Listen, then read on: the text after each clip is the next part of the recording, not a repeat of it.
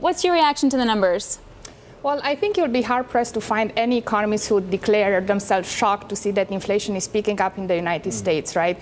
I mean, we always say that inflation is a process, it's not an event, but we also have to be mindful that over the last 6 to 7 months, we've thrown in a few catalysts, right? Tax cuts, fiscal stimulus, more recently tariffs.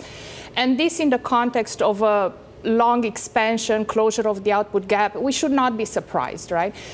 Why isn't it going up faster, actually, given some of those stimulus that you just mentioned? I mean, you put $1.5 trillion in the economy, you'd think at some point it'd show up in inflation. Yes, I think it's worth remembering that, you know, at least personally, when I think of inflation, I always imagine these two streams of influences. There are a few things that kick quickly, right? Exchange rate movements, commodity prices or a supply shock, tariffs, you know, things of that nature that bubble to the surface quickly, but they are fairly transitory.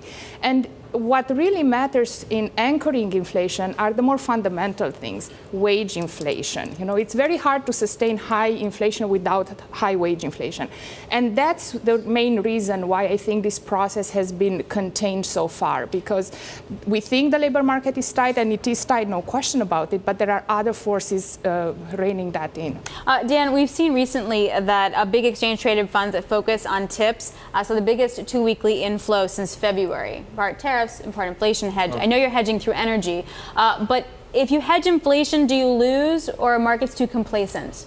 I think you still need to be hedged. And I think, just back to Simona's point, I think the cycle reached a really different and new stage in 2016, which was that the bottom 80% of the U.S. income distribution got a raise for the first time in 8 years. And that was really what was so unique about this cycle and why it's taken so long to get here. And a lot of that, frankly, has been a function of all the changing technologies, disintermediating some of those lower-end jobs as well.